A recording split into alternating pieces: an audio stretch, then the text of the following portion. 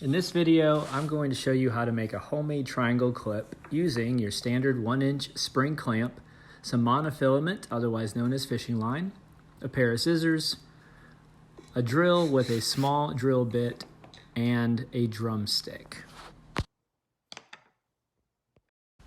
The first step is to remove the plastic cover from the triangle clip and set the clip aside.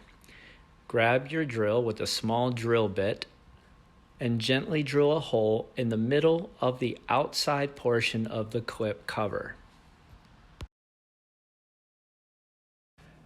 Use a drill bit just big enough to push through 2 to 4 pieces of monofilament through the hole.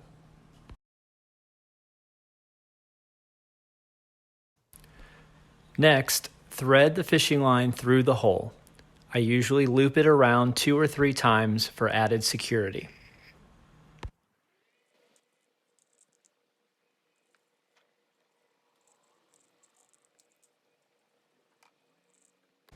Now take your drumstick and push it through the loops of the fishing line. I usually use a large diameter concert stick or a marching stick. You'll want enough room for a large triangle to pass through the loops. Pull the fishing line tight and tie it off with your favorite knots. Pull the drumstick out and clip off both ends of the fishing line.